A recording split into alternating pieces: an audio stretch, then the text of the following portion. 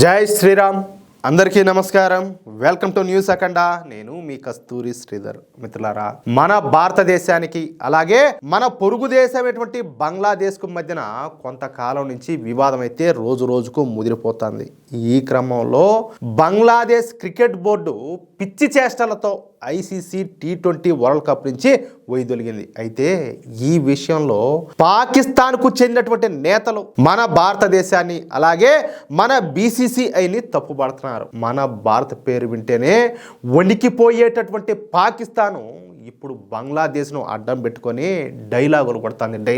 పాకిస్తాన్ ప్రధాని అయినటువంటి షాబాజ్ షరీఫ్ అనుచరుడు కమ్రాన్ సయీద్ ఉస్మానీ చేసినటువంటి వ్యాఖ్యలు చూస్తూ ఉంటే అసలు నవ్వుకోవాలో లేకపోతే జాలిపడాలనో నాకైతే అర్థం కావడం లేదు. ఈ సయీద్ ఉస్మానీ మాట్లాడతా బంగ్లాదేశ్ వైపు గనక కన్నెత్తి చూస్తే పాకిస్తాన్ క్షిపణులు దూసుకొస్తాయంటూ ఈయన గారు ఏకంగా మన భారతదేశాన్ని హెచ్చరించినాడు. ఒరే నీ పాసుగాల, అసలు పాకిస్తాన్ దగ్గర మిసైల్స్ పనిచేస్తాయో లేదో తెలియదు కానీ ఈ లపాకీల నోటిదోల మాత్రం వేరే లెవెల్లోనే ఉండాలి. 1971 చరిత్ర మర్చిపోయినారు అంటలే.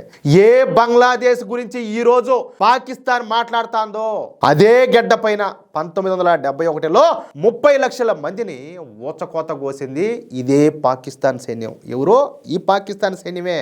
ఇక్కడ ఇంకో విషయం చెప్పనా, చరిత్రలో అతిపెద్ద లొంగుబాటు ఎవరిదో తెలిసిన భారత ఆర్మీ దాటికి నమ్మ ప్యాంటు దడుపుకొని తుపాకులు కింద పడేసి లొంగిపోయినటువంటి 93,000 మంది ఎవరా? మీ పాకిస్తాన్ సైన్యమే.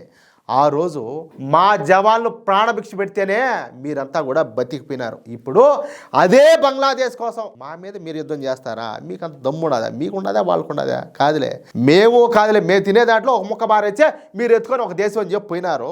మళ్ళా వాళ్ళు కుయ్యో మరో అని చెప్పి భంగపడితే మేము దగ్గరుండి మేము చేస్తే మళ్ళీ వాళ్ళు కూడా ఒక దేశం ఒక స్వాతంత్రం అనేది వాళ్ళకి వచ్చింది. మీరిద్దరు కలిసి మా మీద ఈరోజు తోక తిప్పుతారా? మీకు అంత సీన్ ఉన్నదా?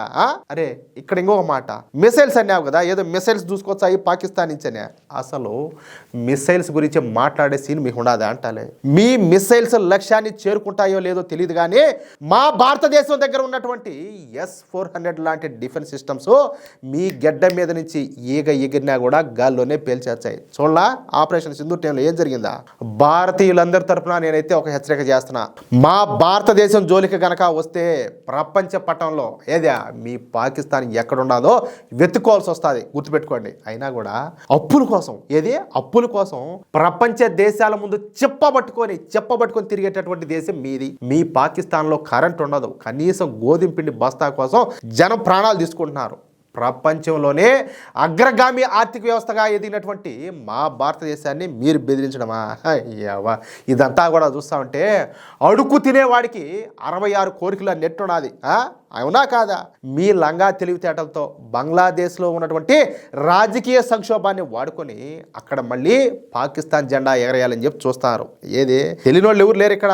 మీ జిత్తులు మారినాక తెలివితేటలు అన్నీ కూడా మేము చూసినట్టే, మేము ఎరిగినట్టే, మా తెలియదు ఏమన్నది. చేతగాని మహమ్మద్ యూనస్ ప్రభుత్వాన్ని అడ్డం పెట్టుకొని మా భారతదేశం పైన విషయం జమ్మడం పాకిస్తాన్కు ఉన్నటువంటి పాత అలవాటే. ఇక క్రికెట్ విషయంలో కూడా BCCI అంటే ఉన్నటువంటి భయం మీ మాటల్లో స్పష్టంగా కనపడుతుంది. అదేదో చెప్పినట్టు పులిని చూసి నక్క వాత పెట్టుకున్నట్టు భారతదేశ ఎదుగుదలను చూసి ఓర్వలేక పాకిస్తాన్ చేస్తున్నటువంటి ఈ చిల్లర రాజకీయాలు సోషల్ మీడియాలో ఇప్పుడంతా కూడా కామెడీగా మారిపోయినాయి. గుర్తుపెట్టుకోండి, పులి గాండ్రిస్తే అడివంతా కూడా దద్దరిల్లిపోతుంది, నక్కరిస్తే నాటకమే అవుతుంది. ఇప్పుడు ఈ పాకిస్తాన్కు చెందినటువంటి నేతలు కూడా కేవలం నాటకాలు మాత్రమే. ఇక మా భారత్ కనుక గర్జిస్తే మీరు ఎక్కడ దాక్కుంటారో కూడా మీకే తెలియదు.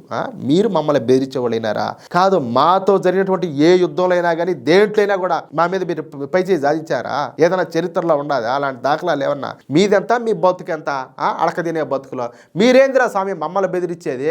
కలిపి కొడితే ఏది వాళ్ళని ఏదో చేసి మీరు రావడం కాదు, మిమ్మల్ని వాళ్ళు మీకు సపోర్ట్ చేస్తే చైనా వాళ్ళు వచ్చినా కూడా కలిపి కొడితే ఎట్లుంటుందంటే దుమ్మారం రేగిపోతుంది. భారత్ జోలికి వచ్చారంటే ఇంకంతే, అదే మీకు లాస్ట్ అండ్ ఫైనల్ రోజు అని చెప్పేసి గుర్తుపెట్టుకోండి. మిత్రులారా, నా వ్యాఖ్యలతో మీరు కనుక ఏకీభవిస్తే తప్పనిసరిగా ఈ న్యూస్ నలుగురికి షేర్ చేయండి. అలాగే ప్రతి ఒక్కరు కూడా మీ యొక్క అమూల్యమైనటువంటి అభిప్రాయంలో తప్పనిసరిగా కామెంట్ రూపంలో తెలియజేయండి. ఇంకో విషయం ఏంటంటే, ఇంతవరకు మీరు కనుక మన ఛానల్ను సబ్స్క్రైబ్ చేసుకున్నట్లయితే ప్రతి ఒక్కరు కూడా మన ఛానల్ను సబ్స్క్రైబ్ చేసుకోండి, సపోర్ట్ చేయండి ప్లీజ్. జై శ్రీరామ్, జై హింద్.